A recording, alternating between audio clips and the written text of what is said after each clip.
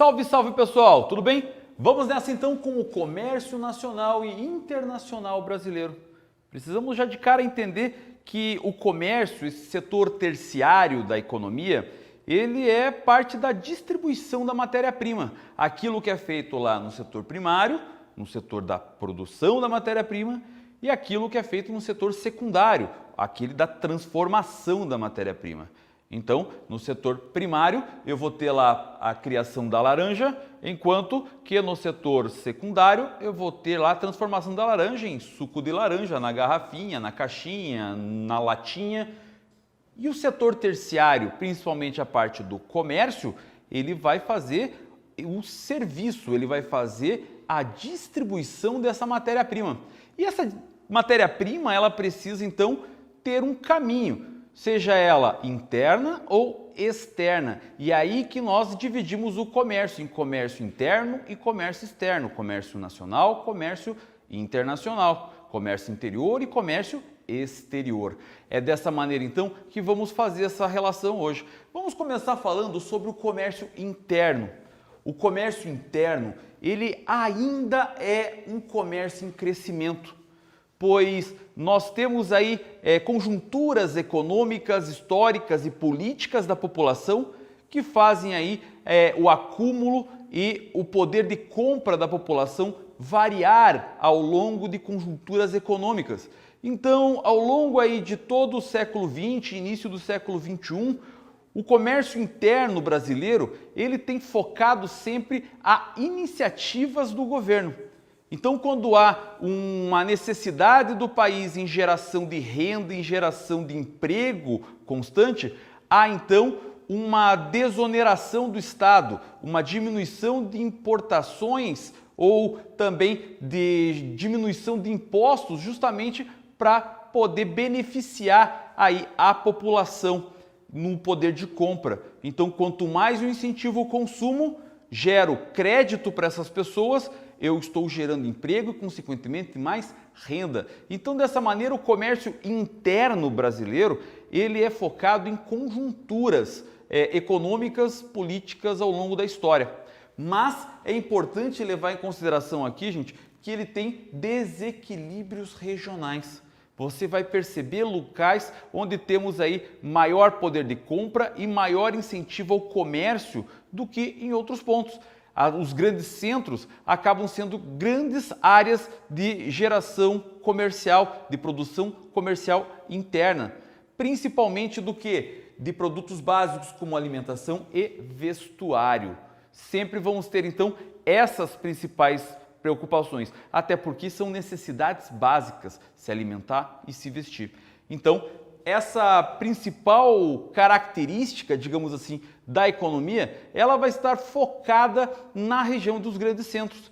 A grande São Paulo, a grande Rio de Janeiro, região de Belo Horizonte, Recife, Fortaleza, vamos ter Brasília, produção em Curitiba e Porto Alegre, ali o comércio interno vai funcionar. Em áreas um pouco mais longe desses grandes centros, esse comércio ele acaba sendo setorizado. Então, áreas de comércio têxtil, de comércio de frutas, de comércio de determinado produto específico, sapatos, enfim, tudo vai variar aí de maneira mais regionalizada. Agora, o comércio mais intenso interno mesmo vai acontecer nas grandes regiões urbanizadas.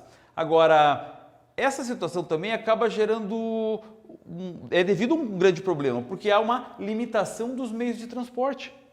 Então, essa limitação que acontece aí de não ter uma logística de transportes interessante, faz com que nós tenhamos justamente essa concentração comercial mais na região dos grandes centros urbanos. Então, essas áreas onde temos aí produção comercial específica, ela vai ser limitada também a essas áreas industriais específicas. Então, polos calçadistas, polos de produção de frutas aí já no setor primário, vamos ter polo de produção de vestuário, de produção de determinado tipo de componente eletrônico, enfim, essas situações acabam aí sendo limitadas justamente pelos meios de transporte. E sem contar também que vai gerar o esquema da concentração de renda. Nos locais onde as pessoas acabam aí tendo uma maior concentração de renda, acaba não sendo algo propício ao incentivo ao comércio, uma vez que as pessoas não terão grande poder de compra e, consequentemente, acaba aí desestimulando o consumo e o comércio interno. Okay? Então vamos ter aí basicamente aquilo que é necessário para a população, que vai acontecer de uma maneira mais constante, que é a alimentação e o vestuário. Então, quando há o incentivo ao consumo proporcionado pelo governo, fazendo uma redução de um imposto ou gerando, por exemplo, aí uma concessão de crédito mais facilitada, é que acabamos tendo aí condições do consumo e da venda, por exemplo, de eletrodomésticos, de produtos domésticos, principalmente. Vamos ter aí automóveis e também compras de casas através de financiamentos. Aí o comércio vai meio que funcionar ali, mas pautado nas políticas do governo. Então, basicamente, nós temos essa organização da estrutura do comércio interno brasileiro. Agora, o comércio externo, o comércio exterior, o comércio internacional, ele já vai ter uma economia mais complexa e diversificada.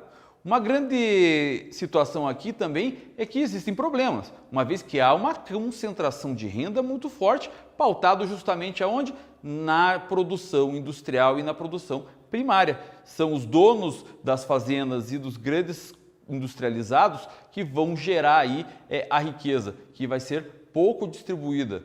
Então, fora esse gargalo, nós vamos ter sim uma economia complexa e diversificada e sempre pautado na ideia da balança comercial favorável.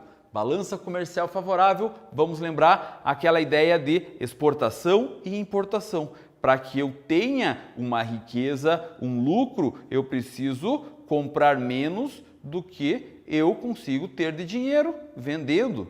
Então, para isso, eu preciso exportar sempre mais do que importar. Normalmente, a ideia é de que nós somos um país agroexportador, então vendemos muito produto primário e compramos produtos da economia secundária. Sim, isso é meio que uma lógica, mas ela não é necessariamente isso. Nós temos exportação de produtos primários, de produtos secundários e também produzimos tecnologia. Então exportamos tecnologia para outros países. Outra situação é que nós também compramos produtos primários. Apesar de muita gente entender que nós só exportamos agropecuária, nós não, nós importamos também. E, obviamente, importamos produtos secundários e terciários. Vamos tentar entender e ver esse paralelo? Vamos ver o que a gente exporta, pessoal. O que a gente exporta? Cacau, algodão e fumo. Somos principais produtores desses alimentos, desses produtos agropecuários.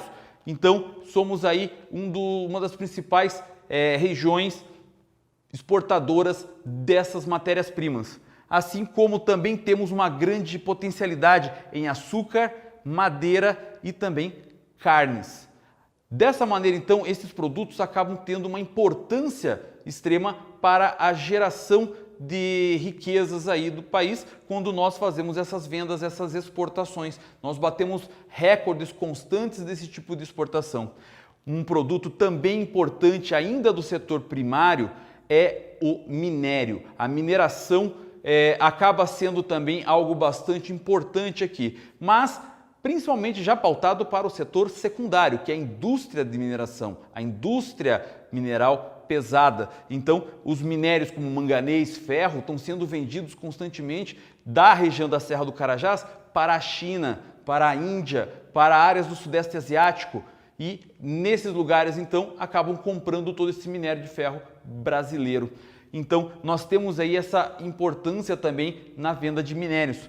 Produtos aí industrializados, principalmente pautados nos automóveis que são montados aqui, são enviados, eletrodomésticos para a região da América Latina. Nós temos aí muitos produtos industrializados de maneira básica, de consumo básico para países da América Central e também da África. Então, nós temos aí uma exportação de produtos industrializados, calçados, suco de laranja, tecidos, combustíveis. Esses materiais acabam sendo bem utilizados também nessas vendas. Aí nós vamos chegar, por exemplo, em caldeiras para geração de produção industrial, então fornos de alta produção, então já entra na indústria de bens de produção. Então nós também produzimos ferramentas para outras indústrias e isso é bastante importante. E armamentos, que é algo ainda bastante importante na exportação brasileira. Temos diversas indústrias de armamentos que acabam trabalhando para fins militares, principalmente, e venda para países da América Latina e da África. Outra situação aqui, gente, é que também temos aí a utilização da exportação de tecnologia. Exportamos, por exemplo, tecnologia de construção aeronáutica, de tecnologias de engenharia nessa área e também vendemos aí bastante veículos, produtos químicos e a parte de aviação. Essa é uma parte que gera todo um desenvolvimento econômico e faz com que nós tenhamos uma balança comercial favorável, pois nós temos uma grande fonte de exportação, pautada, claro, na parte primária, mas também temos setores secundários e terciários. Agora, o que importamos é uma coisa interessante também. Vejam aqui, pessoal, que nós importamos combustíveis, mas nós somos considerados um país autossuficiente em petróleo. Por que a gente importa, então, combustível? Porque o petróleo brasileiro é um petróleo leve, fino, mais valioso. E dessa maneira, então, é muito mais prático a gente exportar o petróleo que é mais valioso e comprar o menos valioso, porque nós vamos estar ganhando dinheiro com essa troca. E dessa maneira, então, pegamos o petróleo que tem um menor valor e conseguimos utilizar na produção nacional, no transporte, em tudo aquilo que nós utilizamos aqui desse petróleo. Isso acaba sendo valioso e isso também gera uma reserva estratégica de energia no Brasil. Caso aconteça problemas na economia internacional, nós não precisamos nos preocupar com essas variações muito grandes desses produtos, uma vez que nós temos aqui o petróleo fino, o petróleo mais valioso, que podemos utilizar em caso emergencial. Quando não há emergência, a gente faz isso para gerar uma maior riqueza ainda. Outra situação aqui, gente, minérios. Acabamos também importando minérios, principalmente para a produção eletroeletrônica. Olha que coisa interessante, nós temos aqui uma importação de trigo. Para vocês terem uma ideia, gente, 20% somente do trigo que nós consumimos no país, nós produzimos. A produção de trigo ela fica principalmente nos estados de Santa Catarina e Rio Grande do Sul. E, obviamente, o país inteiro consome trigo. E da onde nós vamos comprar esse trigo restante, então? Vamos comprar o trigo da Argentina e do Uruguai, que são países grandes produtores e exportadores dessa matéria-prima, do trigo. Em compensação, lá eles não têm a produção de açúcar, que acaba sendo comprada da gente. Então a gente tem uma troca com essa região também de blocos econômicos, é bastante importante.